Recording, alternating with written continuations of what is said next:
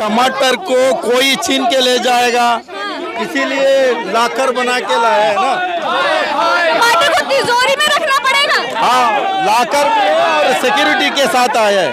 ये देखिए, महंगाई मैन, सुपरमैन नहीं है, महंगाई मैन। ये आप देख लीजिए, महंगाई मैन का पोस्टर है। बार बार मोदी सरकार पर महंगाई बढ़ रही है और दूसरा जो है हिंदू मुसलमान के नाम पे नफरत है।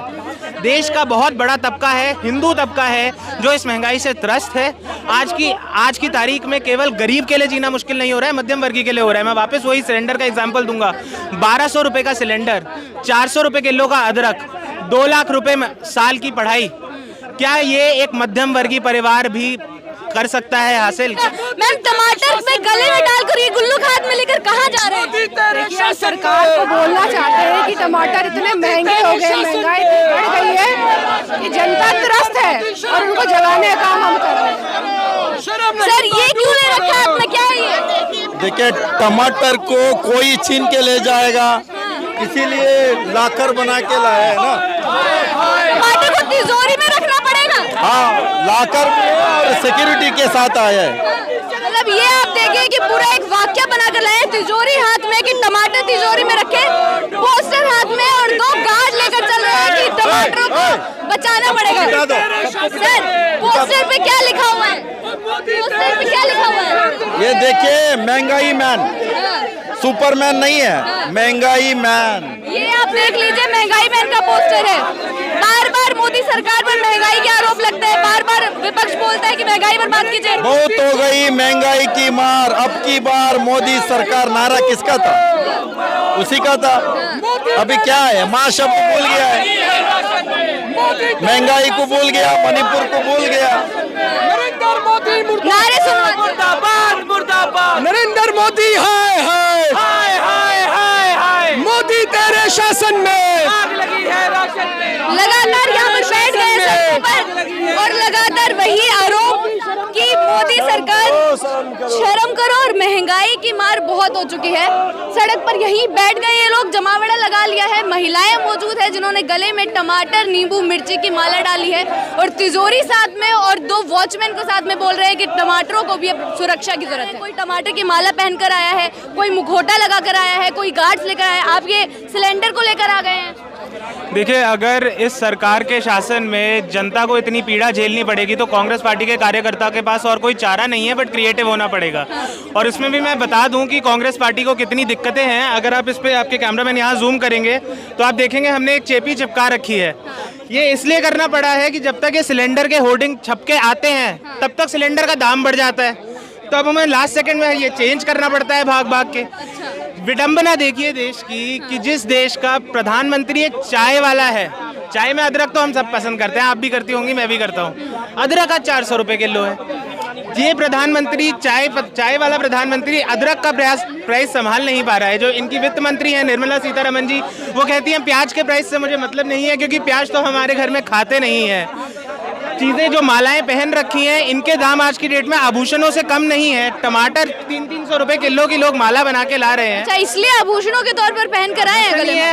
अब तो टमाटर, अदरक इस देश के आभूषण ही है, खाने के लिए तो नहीं बचे हैं। मेरे पापा ने तो डांट दिया मुझे सुबह जब मैंने अदरक वाली चाय मांगी कि इतना महंगा हो गया, तुम्हारी नवाबी नहीं खत्म हो रही है, क्या कर सकते हैं। तो यही कांग्रेस के कार्यकर्ता मुखर तौर पे इस महंगाई की मार जो दे रही है ये सरकार जनता को, उसके खिलाफ लड़ते रहेंगे, लड़ते आए हैं और लड़ते जाएंगे। अच्छा ये है कि 2024 के लिए जनता अपना मन बनाती चल रही है, इसीलिए हम देखेंगे जो दिक्कतें बीजेपी को हो रही हैं 2024 में। आज देखिए, ये भाजपा जिसका एक सांसद नहीं है, 400 में से एक मुसलमान सांसद नहीं है, आज इसी भाजपा का प्रधानमंत्री पसमंदा मुसलमानों की बात कर रहा है। जो तमिलनाडु में हिंदी इम्पोज करने की कोशिश करते हैं, आज वो जाके तमिलनाडु में अन्ना मलाई को वहाँ का स्टार बना रहे हैं कि हम तमिलनाडु की आवाज़ हैं। ये लोग LGBT कम्युनिटी पे जा रहे हैं। जो लोग हिंदू औरतों और मुसलमान औरतों के उनके अधिकारों से वंचित रखना चाहते हैं, वो आज LGBT समाज की बात कर रहे हैं। क्यों? क्योंकि इन्हें ये पता है कि 2024 के देश के आम नागरिक ने मन बना लिया है कि भाजपा को हटाना है। तो ये इसलिए ऐसी जगहों पे जाना चाहते हैं कि कहीं से भी वोट बटोर लें, LGBT, पसमंदा मुस्लिम, जहां से आ जाए वहां। आप बोल रहे हैं कि जनता ने मन बना लिया 2024 में हराने का, लेकिन कहीं भी अगर कुछ होता है तो वो तो लोग बोलते हैं कि भारू बहुमत से जीतेंगे वो लोग। 2024 2024 के इलेक्शन में भी, और जनता का प्यार उनके साथ है। अमित शाह जी ने कर्नाटका इलेक्शन से पहले कहा था भारी बहुमत से जीतेंगे, 224 में से 150 सीटें लाएंगे। सीटें कितनी आई? 65, उसमें भी एक का घपला। आपने शायद देखा होगा दिव्या रेड्डी का, तेजस्वी सूर्या रिटर्निंग ऑफिसर के कमरे में घुस के काउंटिंग करवाते रहे जब तक वो कैंडिडेट जीत नहीं गई। 150 का दावा है, 65 आती हैं। इनका दावा 2024 के लिए 400 है। उसी हिसाब से थोड़ी सी मैच करें तो 150 आ जाएंगी, आने दीजिए। सरकार तो कांग्रेस शासित ही आनी है, बिल्कुल विश्वास है। हर कांग्रेस के कार्यकर्ता को ये विश्वास है और जनता को ये विश्वास है, क्योंकि ऐसा कुशासन, देखिए हिंदू मुसलमान मुद्दे हैं लोगों को भटकाने के लिए। फैक्ट ये है कि जो मोदी जी के 2 मित्र हैं, मित्रों का नाम मैं नहीं लूंगा क्योंकि वकील होने के बावजूद इनसे डेफेमेशन मैं नहीं लड़ सकता।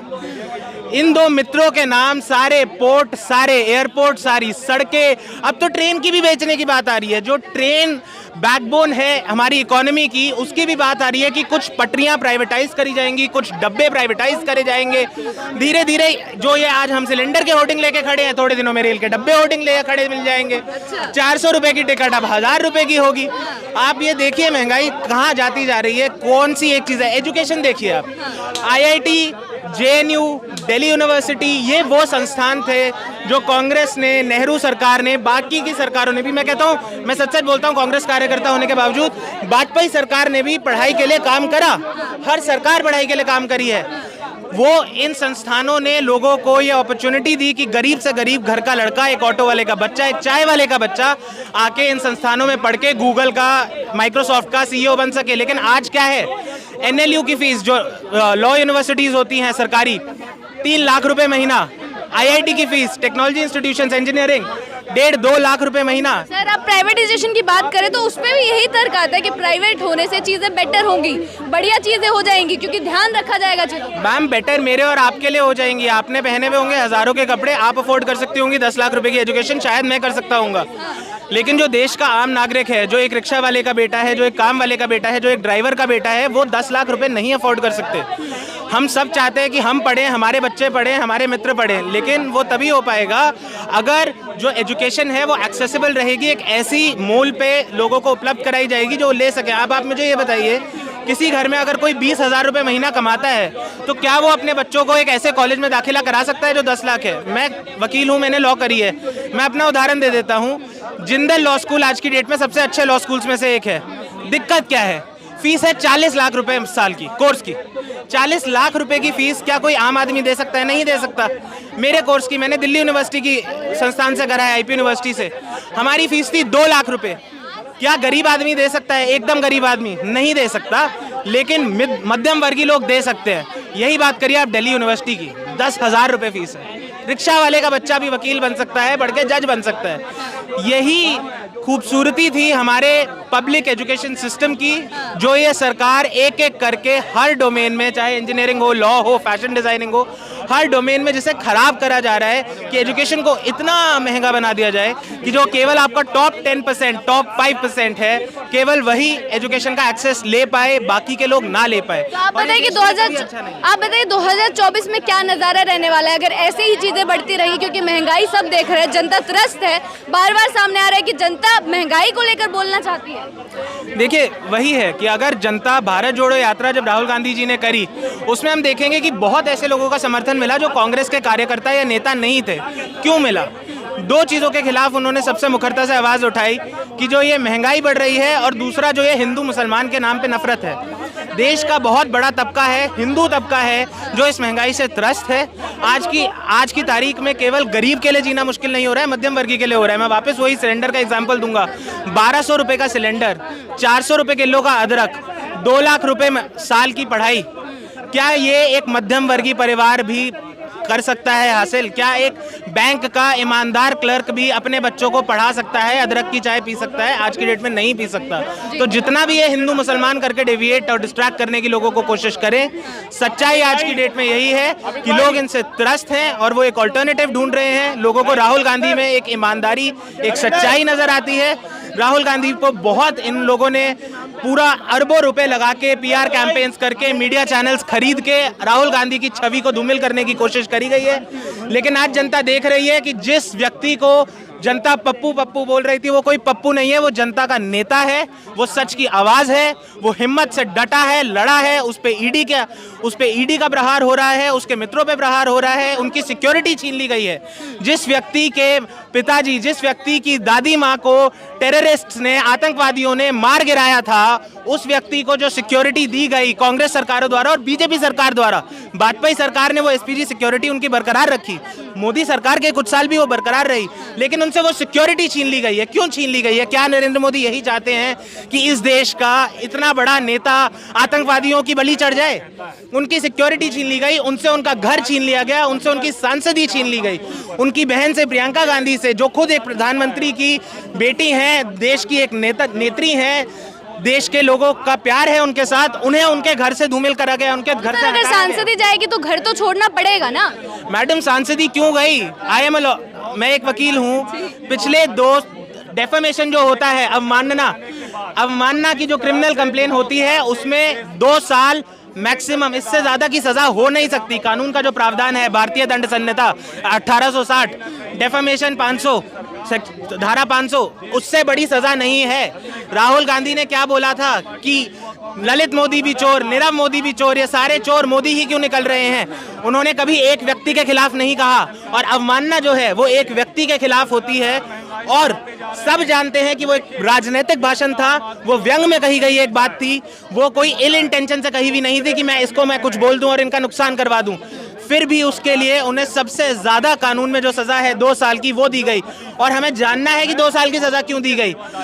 संसद में जो भी व्यक्ति बैठा है बतौर सांसद, वो व्यक्ति अगर 2 साल के लिए उसे कन्विक्ट कर दिया जाता है, उसकी 2 साल की सजा होती है, उसे अपराधी पाया जाता है किसी भी कोर्ट द्वारा, उसकी सांसदी बर्खास्त करी जा सकती है। ये नहीं है कि हो जाएगी, करी जा सकती है। इसीलिए 2 साल की सजा आई एक गुजरात के कोर्ट से।